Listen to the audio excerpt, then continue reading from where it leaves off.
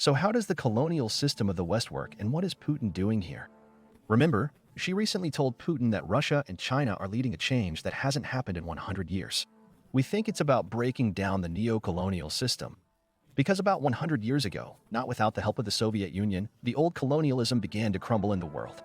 The old one is when everything is open and clear. I am the colonizer, you are my colony. I'm the master, you're the slave. I get the money, you make it for me. No sentimentality and no human rights game. However, nothing fundamentally changed with the demise of the old colonial system. The world is still divided between the colonizers and those who work for them in their sweat. It's just that now it's all veiled and cleverly hidden behind various treaties, sewn into the very essence of the global financial system. Such an order is commonly referred to as new colonialism or neocolonialism. And Putin and Xi are trying to finish off this system, this order that is hypocritically called equality for all, but is in fact neocolonialism. Here's the simplest example of how it all works. Take two countries, for example. In the first one, there is almost no production, but there is a lot of money being made through high prices and high wages. The second one has a lot of production, but not so much money because of low prices and wages. Ideally, if for example it comes to war, the second country will easily defeat the first, even though it has a small GDP, because they will fight not with numbers and notebooks but with real weapons, which the second country has obviously more. But that doesn't mean that the first country shot some flawed economy and should be mocked. Not at all. That is what neocolonial economics is all about. Here's just imagine, let's say the first country has $2,000 for 2 inhabitants. And let's say one of the residents needs, say, clothes. He takes 0.1% of his income, which is $1, and buys those clothes in a second country.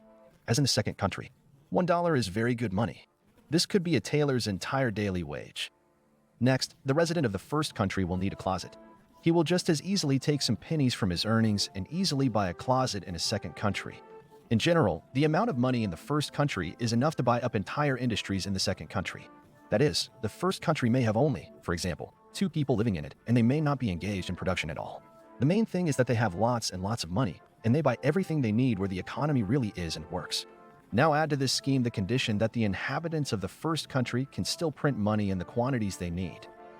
And there are hundreds of countries around them where you can buy anything from resources to brains. Now that would be the true neocolonial system.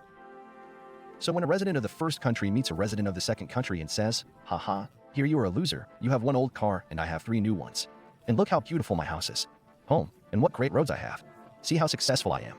This first resident doesn't realize that the reason for his wealth is not because he is personally some particularly smart, talented, and so on.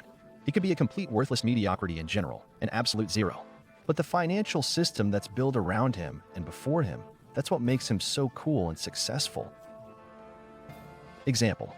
Let's imagine a fantastic situation in which the ruble exchange rate is equal to the dollar, i.e. $1 equals 1 ruble, and wages remain the same. 1. And here we have a man living here who gets the most ordinary salary of 30,000 rubles. 30,000 rubles is $300+, and at the exchange rate of 1 to 1 it will already be $30,000. That is, a person with a salary of 30,000 rubles can go to some Western country and feel rich there. That's like 3 million rubles a month now. Any hotels, any cars, entertainment, clothing, real estate, and so on. While nothing has changed inside Russia. The salary was 30,000, and it still is. But if you go outside Russia, you are a millionaire. By the way, this explains why some European retirees travel, for example. Because inside their Germany on their pensions, they're almost paupers. But if you go out somewhere in a poorer country, the German pension becomes like a rich uncle's inheritance. So what does Putin do? We make no claim to truth. Let's just say how it all looks to us. So, in our opinion, now Putin, meaning the collective Putin, his team, is deliberately undervaluing the ruble in order to develop the industrial economy. How so, you ask? You just said that a successful economy should have high prices and high wages on the contrary. That is a strong currency. Let's just go back to our scheme about countries before a resident of the first country can buy $1 worth of clothes in the second country. It will give him 1 set of clothes, and in the second country it will give him 1 job. Then he will buy a closet and keep only the closet, and in the second country there will be a second workplace, and so on. The first country, though printing money, though redeeming anything, is real and growing in the second country. That's how China developed its industry to unprecedented heights due to low domestic prices. As a result, the people in the west of the first country stopped producing anything in their own country. They started just sending money to China and getting goods in return. The bottom line is that China has a lot of industry and Europe and the US have a lot of money. I mean paper, regular cut paper. No, I don't mean to belittle Western industry in any way. It's there too, but it's not the same as it was 30 years ago. And it's getting worse every year, especially now. The West, for what it's worth, is service economy first and foremost.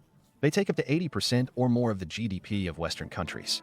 But what happens if, or rather when, the global financial system collapses at one point?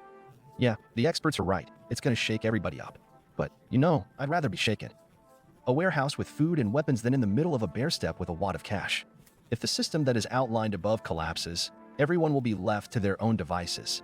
China and Russia with resources and industry, the US and Europe cut paper. Yes, our industry will sag a bit, but at least it will remain, as will agriculture and energy. And what happens to the West if it loses its ability to print money and buy up resources for pennies? What if one day he has to live on his own? The questions, as always, are rhetorical. The same agriculture in Europe can be so cool, in quotes, only with the right amount of fertilizers, which they buy up cheaply in Russia and other countries. Deprive the European land of fertilizer, and there is no way it could feed Europe's 500 million inhabitants. That is, food will also have to be bought, and again, not for pennies, as before, but for quite serious money.